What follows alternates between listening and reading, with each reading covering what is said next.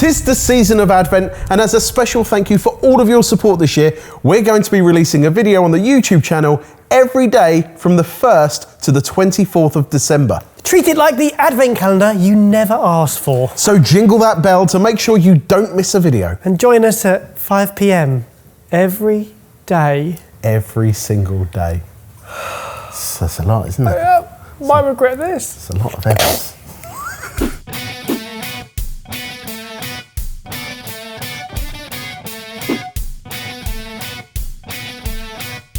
Okay, boys, in front of you, you have two dishes, A and B. They've each been prepared exactly the same way, but one ingredient is budget, one is premium. Have a taste, see if you can identify the ingredient. Oh! Crunch and then some salt. The smell. It smells deep. Mmm. That's not what I was expecting. That's not what I was expecting. Oh, hello. Oh, I've got a dumpling, like a gnocchi dumpling. Oh, I've got a kick. Oh, that is stonking. Did I get seaweed? Is it seaweed or is it like Bonito flakes. crispy, Or like- spinachy, kale-y stuff? Okay, move on to B. Kind of, it feels like a pasta dish, but with gnocchi. So the dish in front of you is a creamy gochujang bacon gnocchi with sesame roast kale, available on our Sidekick app. Instant difference between the two. I'm going to say the D word, depth. So do you want to take a crack at what the ingredient is? It's the meat element. Is it? No. I think it's the sauce. No. It's the seaweed. No. Is it the gnocchi? Yes. No way! Yes. That's not what I was tasting.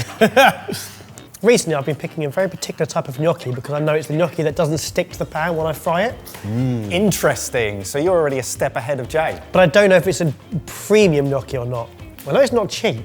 Now, I would say one of these gnocchis is a lot clammier than the other. Interesting. Right, I'm going to force you to lock in your Right. answers, boys. Okay, I'm good. Slide forward the dish that you think contains the premium gnocchi. Fantastic. This is what we want. Does that mean we chose different ones? I don't know. D blindfold. Oh no! No! And in front of you are the A and B gnocchis in their uncooked form. I chose B because to me they had more bite to them. But did you say that bite was more claggy? I found B a lot stickier to eat, whereas A felt like it had a cleaner bite through. There's not much difference. There's a very slight bounce, but in flavour, they're exactly the same. Flavour, nothing at all. Texture, I would say, is quite different. So in its simplest form, gnocchi is just potato and flour. So from our chef's perspective, it should be light, pillowy, soft, with minimal flour and maximum potato, and it's all about the texture. So both of these are produced in Italy. The premium claims to be made using premium Italian ingredients. Both sets of cooking instructions are to boil the gnocchi, but we also know that we can pan fry them and crisp them up, get really great texture on them. In looking at them, I went, you know what, I think A looks more premium. But in feeling them, B feels fresher. I don't Got a know, bounce? that might be more flour than potato. I think, mate, I think you might have lost this one. Lads, I can reveal that B was the premium. That is a point to Barry. I still think A's better. So I think I do buy B at home, not because of the flavour, but because also it's drier. So therefore there's less moisture in it, and therefore if you're frying it, it doesn't stick to the pan Get a better crisp. as much, you get a better crisp. In boiling it, there isn't that much difference. I'm really interested in the price difference between A and B then. So the budget was from Sainsbury's, and that is £2.35 for a 500 gram packet. So that comes out at 47p per 100 grams.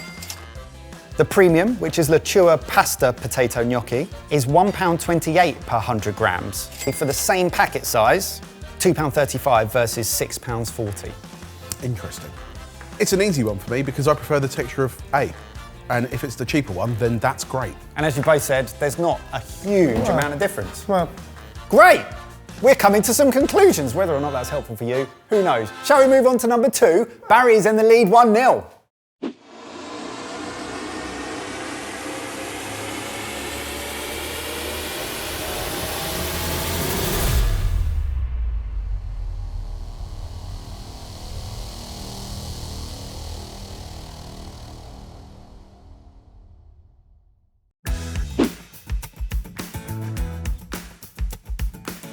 Boys, ingredient number 2. This one's going to be fascinating. This one feels obvious. Either Jamie's taking his shoes off again, or there's parmesan in front of us. Come on, the smell is superb. Get stuck in. 2 dishes in front of each of you, A and B. This is going to be a mess. I don't ever like this. What is it? Cold. What cold? What's the bit in the I middle? don't know what it's like coleslaw or something. Do you know what that is? Spinach.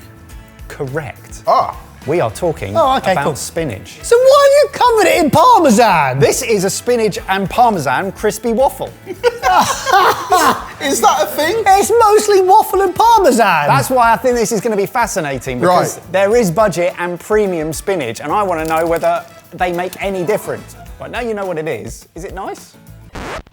Are you okay? I'm still confused. Is this a dish? No, I've got parmesan up my nose. Hey. Oh, I got sneezes. Can I have a tissue? I've got it up my nose. The amount of practice. Don't do this. Ready? No, I don't like it. I don't like it. Stay still, please. Stay still. Thank you. My bum's a bit itchy, actually. Now you know what it is, and there's no trepidation. Yeah. Is this a nice dish? Weirdly, it now tastes nice. From doing these videos for such a long time, a lot of the time when you try the ingredient on their own, next to each other, you can taste a difference. But that's not how you use these in cooking, which is why these have been put into these dishes, so we can see whether they genuinely make a difference in a real world scenario. I think the only thing I'm getting is that one of them has much bigger leaves of spinach than the other one. Really? Yeah. One of them, I feel, is giving me more spinach flavour. The other is slightly more bitter. Okay, boys, gonna have to lock in your answers. Slide forward the dish that you think contains the premium spinach. Very interesting. Right, take off your blindfolds. Ooh, I have never bought spinach like that before in my life. That's why I feel like we might have got this wrong. According to our chef, spinach is better if allowed to grow to a larger leaf than picked young. Therefore, it can be cooked longer and adds more vibrancy, more green colour, and more of an irony flavour. So, boys, I can reveal that you are both incorrect. B is the premium spinach. Looking at them, that becomes Well, obvious. at them, but still not at them. No. You did say that the leaves felt larger. Yeah, and then I did the thing where I second guessed what premium would actually be like. Whether it's flavour, texture, size, Yeah, because etc. I was biting more through B, and I was like, well, actually, do you want a smoother tasting spinach? I'd be interested if you can taste any difference in just the raw leaf. You're getting a lot more, these are a lot more watery. Okay, so you're getting more flavour from B.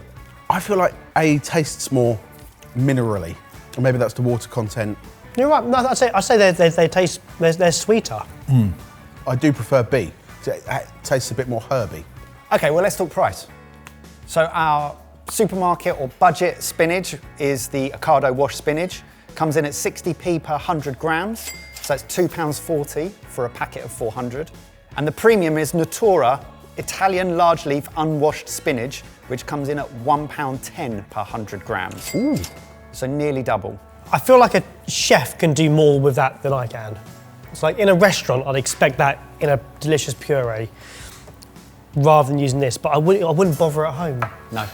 You know, when sometimes you're like, I'm going to go all out and I'm going to get the best tin tomatoes that I can. I'm going to get this and this because I'm going to make a proper Italian style dish. That's when I would pay the extra money for it. But I think it's mindset over end result. I'd want to be able to say, oh yeah, no, I got proper Italian spinach and I got the proper Italian tomatoes. Make you feel like a chef. Yeah, I feel like I've done it in the right way. End result wise, probably not much different, if any, but the story that you've told yourself and anyone you're cooking for, top notch. Interesting. Neither of you got a point. It's still 1-0 to Baz. Let's move on. If you're enjoying this, there are some small things you can do that make a big difference to us. Like the video. Subscribe if you aren't. Click the notification bell and select all. Thanks.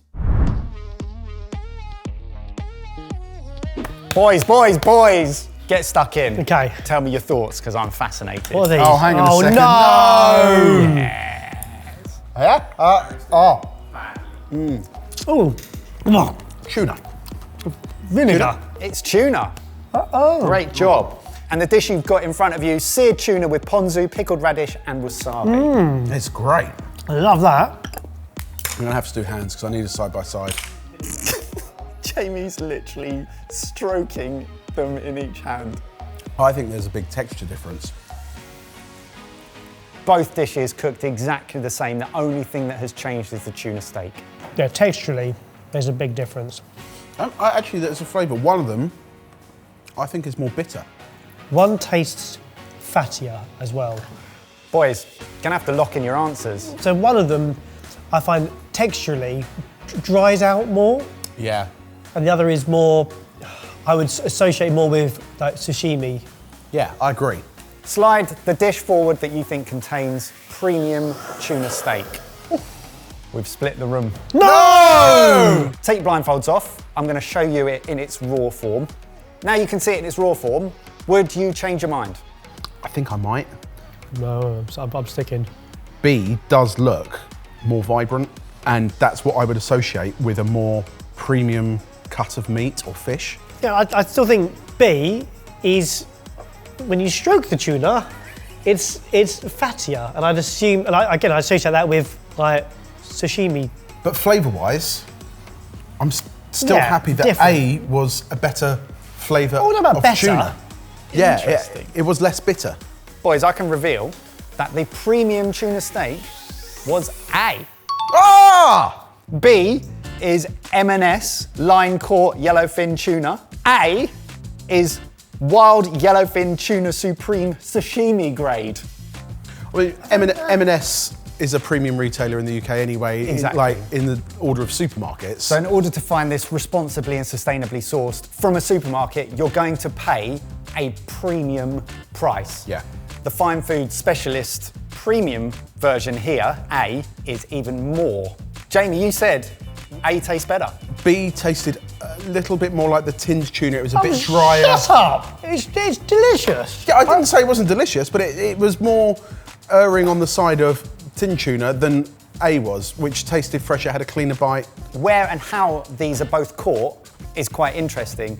The premium tuna, caught in a very, very specific region of the Indian and Pacific Ocean. Both of them are line caught, whereas the supermarket version was caught in the eastern and western areas of the Indian Ocean and the eastern central Pacific and western central Pacific Ocean, so a far broader area. Easy for you to say. It's not easier for me to say. The thing, again, we are talking about a premium product and an even more premium product. Yeah. Here, aren't we? Yes. So they're both absolutely delicious. Yeah. Interestingly, the premium is sashimi grade. Do you know what that is? Good to use as sushi. Well, Kush says that he thinks that sashimi grade is actually just a bit more of a marketing tool. It doesn't actually really impact the flavour. What's far more important is freshness, sustainability, and being reputably sourced. I always presumed that sashimi grade meant that you could eat it raw. Yeah, that's what I thought. Sashimi grade, it's not a regulated term, so anyone can slap on that label. I'm sashimi grade. So how much more expensive was this then? Yeah. Let's talk about it. The premium is £89.75 per kilo. So we paid £17.95 for 200 grams. Whereas I'm not going to say budget, the supermarket version was £35 per kilogram. So we paid £7 for 200 grams. So £7 versus £17.95 for 200 grams of tuna.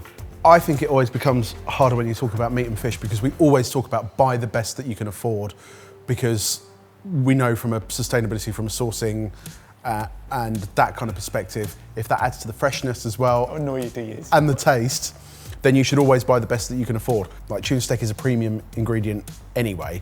Tuna is different though, because these are both line caught from the ocean. They are free. These are not farmed. Yeah, I get that. So they're both very happy tuna until the moment they're caught. It's then just which quality, which type of tuna, which quality of tuna you're getting. And the rather process than- it goes through from Yeah. that point onwards. Yeah. Which I think we've said does impact the Yeah, it overall does make a flavour. Well, difference. yeah, at least in Jamie's perspective. But overall, when it comes to taste and dish experience, what are your thoughts? I still think I prefer the supermarket version. I preferred A in terms of flavour and texture, but we're not talking a million light years away, that it's fairly close. I would not be unhappy with B, and therefore, price-wise, I'm probably going to go to a decent supermarket and get a decent one rather than the premium one. Boys, we're tied at 1-1 going into the final.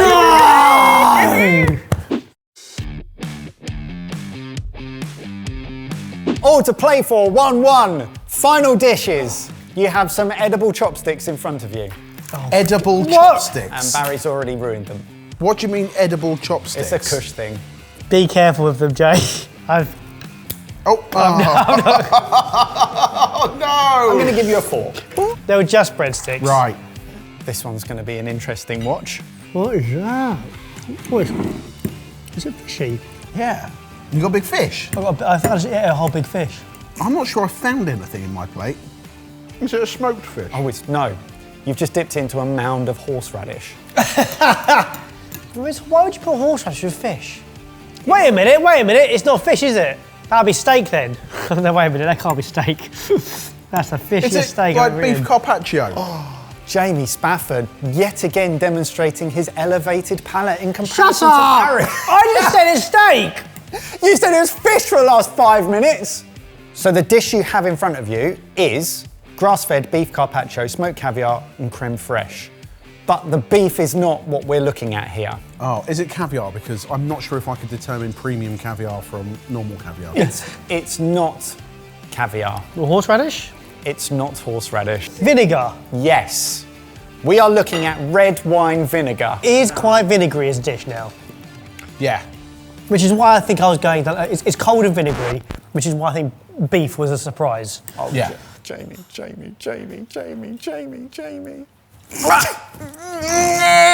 What do you get? He ate a whole fork of horseradish. Oh, it burns! One of them tastes of red wine vinegar. Yes. Okay. Other doesn't. Yes. Interesting. Do you know what? We're going to break format. I'm going to ask you to remove your blindfolds now. Oh, thank God for that. I got the vinegar. I got the vinegar. They both tasted vinegar. Okay, right. Have a scoop. Okay, around. right. I can see the vinegar now. Get what you think you need, and let's see whether you can taste the difference. Red wine vinegar, really great for finishing red wine sauces, for finishing off dishes like this, adding that fruity, that acidity. Should be delicate and not overpowering. Should enrich the dish, just elevate it, add that little something. I think I've got one. Okay, boys, lock in your answer. 1, 2, 3. Oh, they've gone different! No! Oh, no! You said it should complement the flavours and balance without overpowering. For me, be overpowered, which I would say is a harsher red wine vinegar and more one-dimensional. Let's get them both in their raw form in front of you, see if you can taste difference side by side. Oh, one's a lot darker. So This one looks more like a rosé wine vinegar.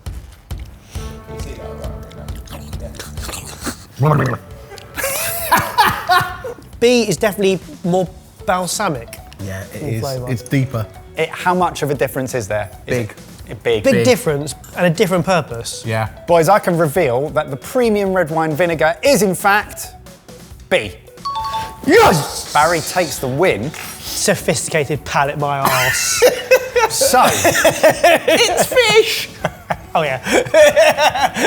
A is our Filippo Berro red wine vinegar, and the premium is Forum Cabernet Sauvignon vinegar. And that is the exact vinegar that Kush used to use in 2 Michelin star Le Manoir restaurant. So you should be able to taste more nuances in the premium.